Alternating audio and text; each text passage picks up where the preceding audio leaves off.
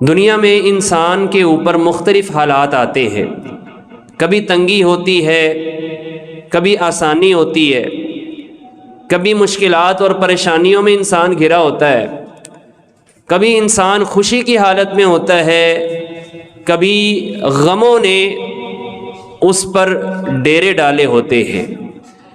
لیکن حالات کس طرح کے بھی کیوں نہ ہوں، ایک مسلمان کا طرز عمل کیا ہونا چاہیے، آج اس پر ہمیں غور کرنے کی ضرورت ہے۔ محترم بھائیوں، فرد کی زندگی کے اندر اتار چڑھاؤ آتے ہیں، لیکن جب پورے معاشرے کو کوئی مشکل، کوئی مصیبت، کوئی پریشانی اپنی لپیٹ میں لے لے تو پھر تمام اہل معاشرہ کی یہ ذمہ داری بنتی ہے کہ وہ ان اعمال اور ان محرکات کے اوپر غور کریں کہ جو ان پریشانیوں کے آنے کا سبب بن رہے ہیں، وگرنہ صورتحال مزید بگڑتی چلی جائے گی۔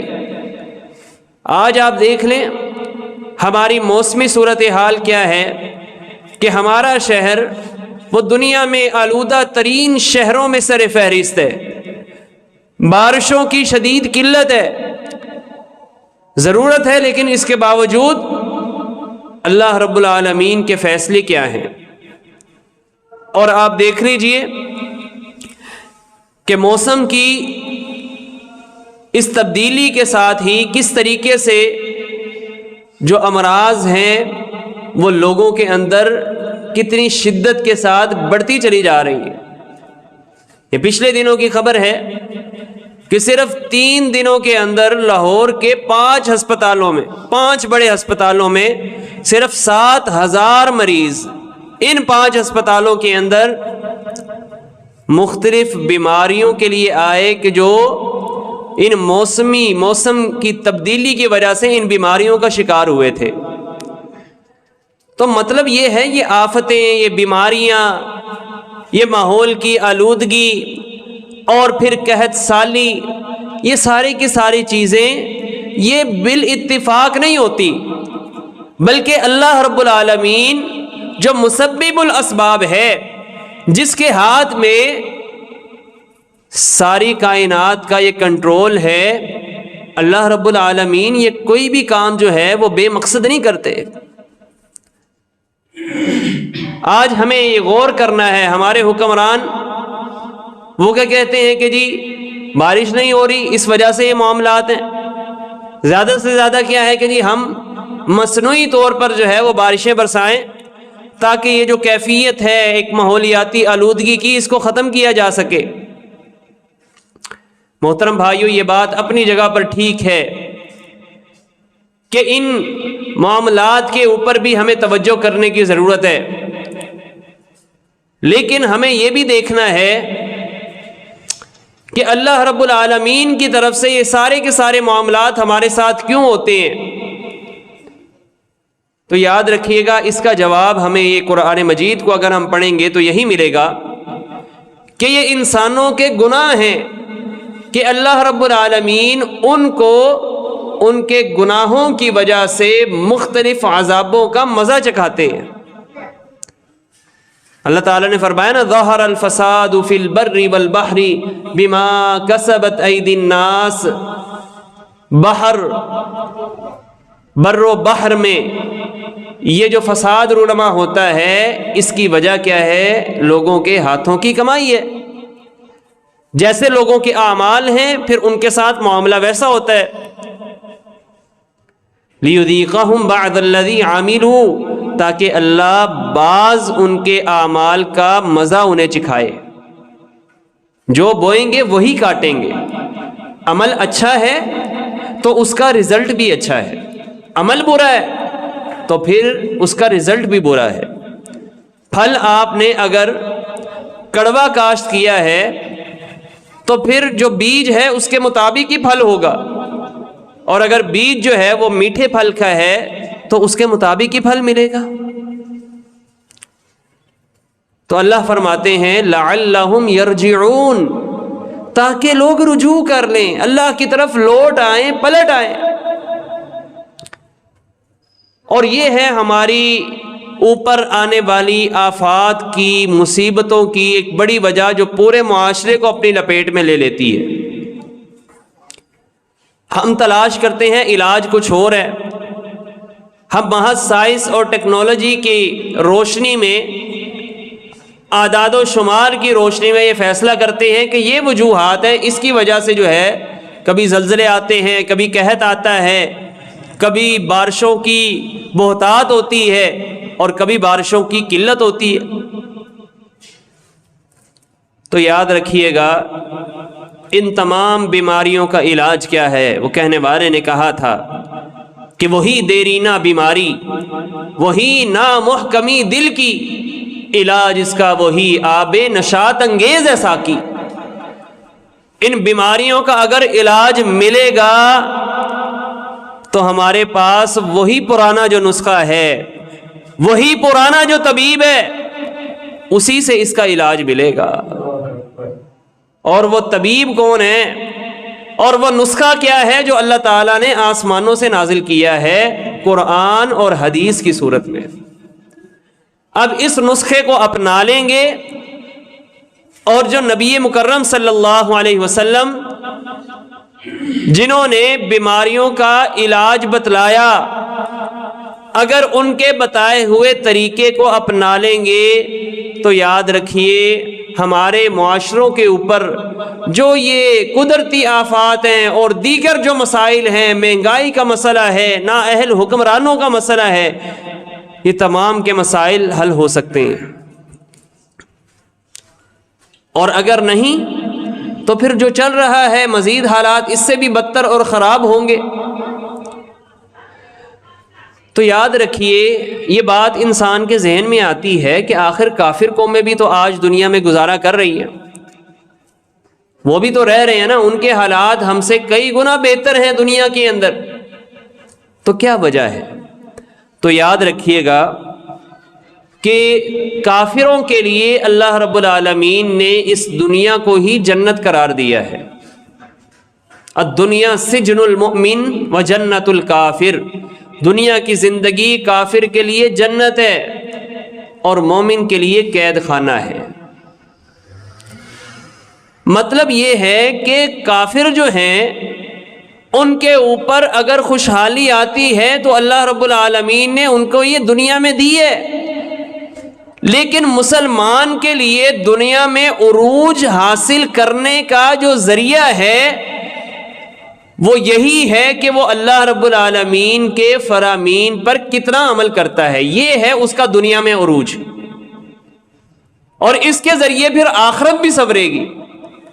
لیکن اگر محض یہ سمجھا کہ ہم دعویٰ کریں، کلمہ پڑھیں زبان سے اللہ اور اس کے رسول کا، اور اس کے بعد ہم اپنی مرضیاں کرتے پھریں، تو پھر یاد رکھیے گا کہ یہ بغاوت ہوگی۔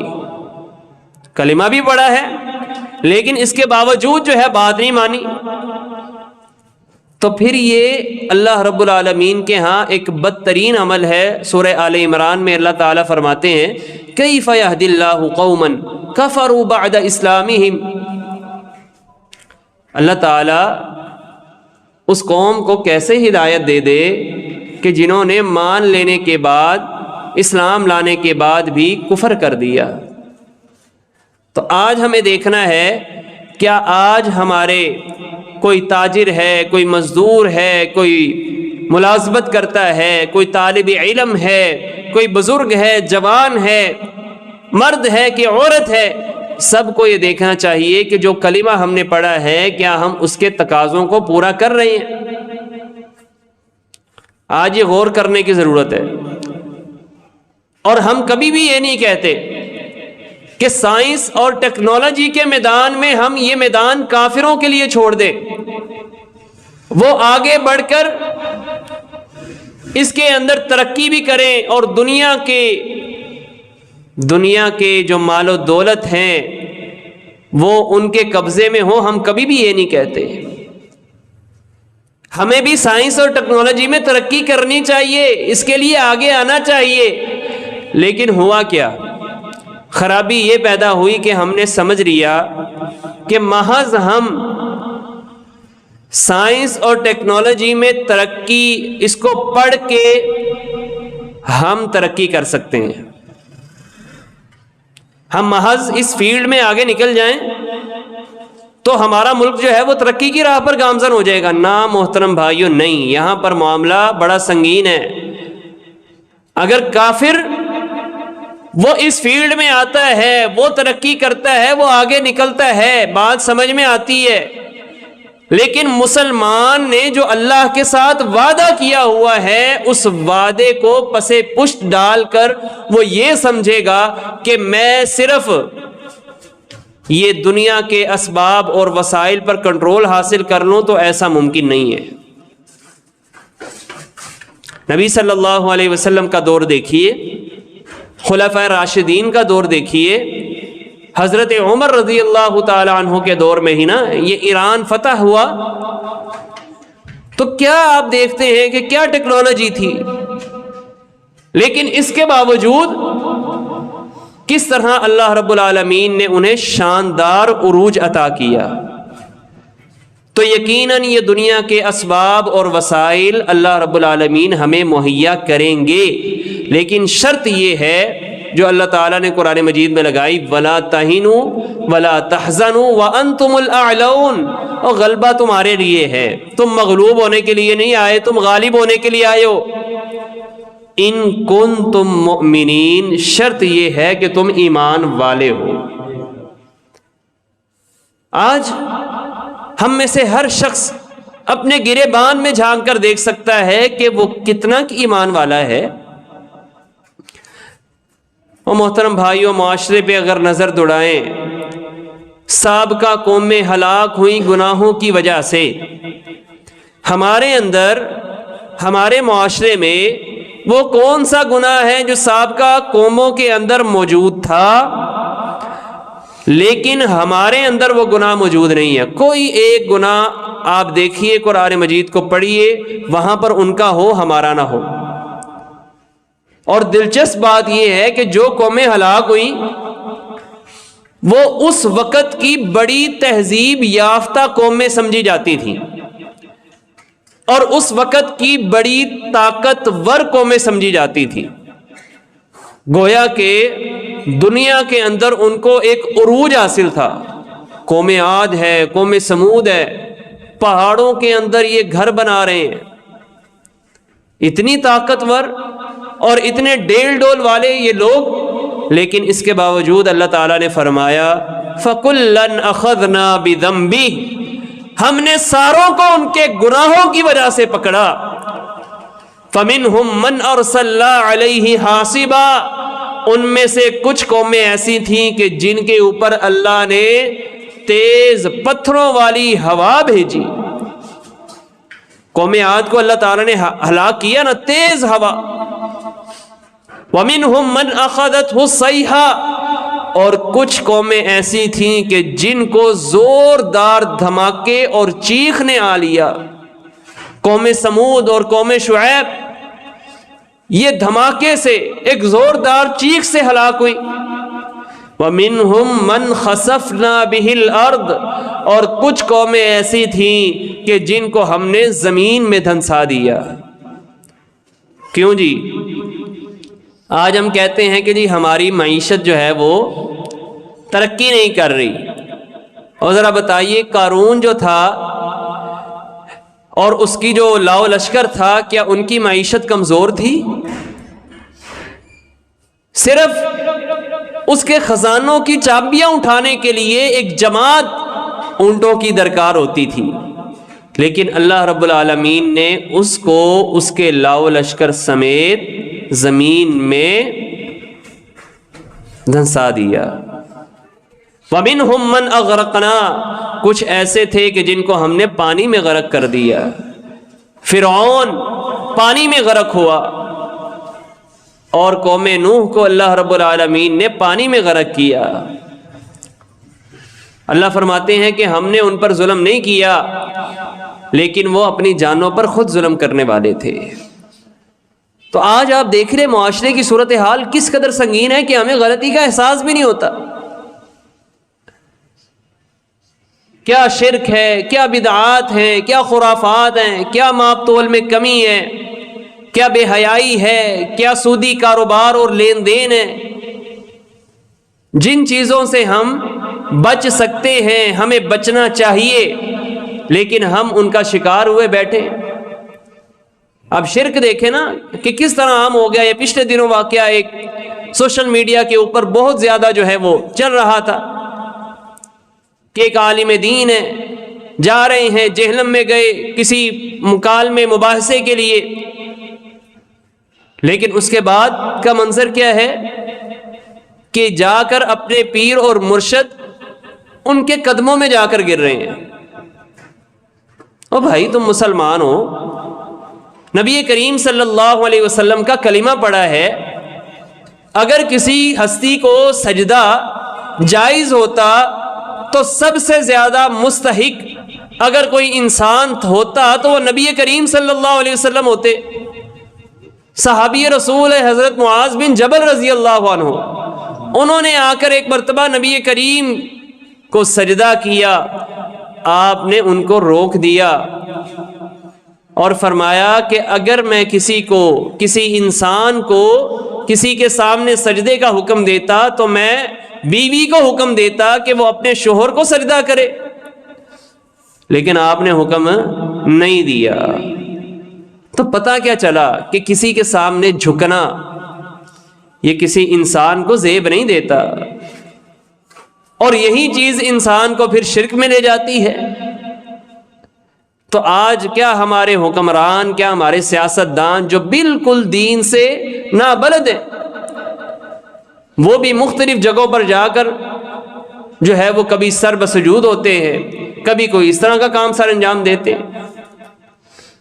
اور اسی طریقے سے محترم بھائیوں، یہ جو بارشوں کی قلت ہے، نبی کریم صلی اللہ علیہ وسلم نے اس کی ایک وجہ حدیث میں بیان کی ہے کہ جب کوئی قوم ماپ تول میں کمی شروع کر دیتی ہے تو پھر اللہ تعالیٰ ان کے اوپر مہنگائی کو مسلط کر دیتے ہیں، ظالم حکمرانوں کو مسلط کر دیتے ہیں اور قحط کو مسلط کر دیتے ہیں. اور اسی حدیث کے آگے الفاظ ہیں وَلَمْ يَمْنَعُوا زَكَاةَ أَمْوَالِهِمْ، جب لوگ اپنے مالوں میں سے زکوٰۃ ادا نہیں کرتے تو کیا ہوتا ہے، ان سے بارش کو روک لیا جاتا ہے. اگر یہ جانور نہ ہو تو اللہ تعالیٰ کبھی بارش نہ برسائیں. تو مطلب یہ ہے کہ یہ پاکستان ہے نا، کتنے برس بیت چکے ہیں. اچھا بھئی ہم نے زکوٰۃ کا نظام قائم کیا نہیں کیا، تو پھر یہ جو بارشیں ہو رہی ہیں یہ ہماری وجہ سے ہو رہی ہے یا جانوروں کی وجہ سے ہو رہی ہے؟ سوچنے کی بات ہے نا. ابھی یہ 30 نومبر کے بعد الیکشن کمیشن نے جو تمام حلقے تھے ان کی تفصیلات، جو نئی حلقہ بندیاں ہوئی ان کو جاری کرنا تھا. اور بھائی آپ اتنے روٹ لیول پر یہ کام کرتے ہیں، یونین کونسلز تک ان کا تعین کیا جاتا ہے، تو کیا یونین کونسل کا نمائندہ اس کو نہیں پتا کہ میرے اس یونین کونسل کے تحت کتنی گلیاں ہیں، کتنے بلاکس ہیں اور کتنے اس کے اندر خاندان بستے ہیں؟ پتہ ہے نا. اگر ہم کرنے والے ہوتے تو ہم یہ کرتے. ہم نے الیکشن کی کمپین کرنی ہوتی ہے تو ڈور ٹو ڈور جا کے کرتے ہیں، لیکن کیا یہ کام نہیں ہو سکتا تھا کہ ان خاندانوں میں سے دیکھا جاتا کہ کون سے مستحق لوگ ہیں، کتنے لوگوں کا جو ذریعہ آمدن ہے، جو ان کی انکم ہے وہ زیادہ ہے، ان سے زکوٰۃ وصول کر کے اسی علاقے کے اندر لگا دی جائے. کیا یہ گورنمنٹ کا، حکومت کا یہ کام نہیں ہے؟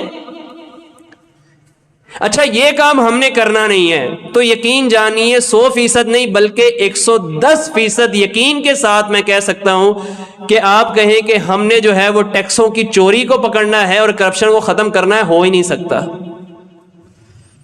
اللہ کے ساتھ وعدہ تھا اسلامی نظام کو قائم کریں گے، نہیں کیا تو پھر یہ کیسے ممکن ہے کہ آپ کا ملک جو ہے وہ دیوالیہ نہ ہو؟ آپ کا ملک جو ہے وہ مہنگائی کا شکار نہ ہو، آپ کی عوام جو 2 وقت کی روٹی کو ترس رہی ہے اس کا خون نچوڑ کر وہ IMF اور ورلڈ بینک کے پیٹ کو نہ بھرا جائے اس کے ساتھ، یہ کیسے ممکن ہے؟ تو محترم بھائیو، حالات پر غور کرنے کی ضرورت ہے.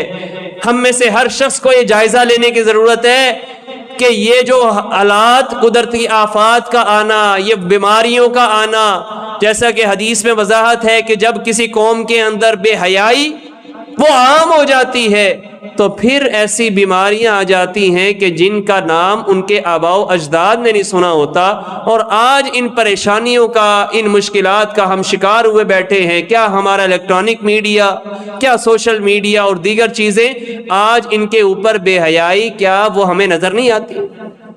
کیا یہ سڑکوں پہ لگے ہوئے مختلف چیزوں کی، مختلف پروڈکٹس کی جو تشہیر کرتے ہوئے جو اشتہارات ہیں ان کے، کیا ان کے اوپر ہم بے حیائی کے فروغ کو، ہماری حکمرانوں کی چیزیں نظر نہیں آتی؟ تو محترم بھائیو، ہم میں سے ہر شخص کو دیکھنا ہے، اور جہاں تک کوئی آواز کو پہنچا سکتا ہے اس کی ذمہ داری بنتی ہے کہ اپنی اصلاح کرنے کے بعد وہ حکام بالا تک اور مقتدر طبقوں تک اپنی آواز کو پہنچائے.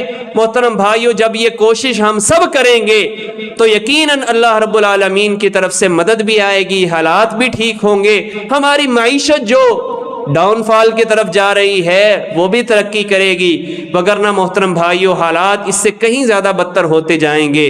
اللہ رب العالمین سے ہم دعا کرتے ہیں کہ اللہ تعالی ہمارے حال پر رحم فرمائے، اور اللہ تعالی ہمارے گناہوں کی وجہ سے ہماری پکڑ نہ فرمائے، اور ہم سب کو ان تمام اعمال سے بچنے کی توفیق عطا فرمائے کہ جو اللہ رب العالمین کے عذاب کا سبب بنتے ہیں. آمین. وآخر دعوانا ان الحمد للہ رب العالمین.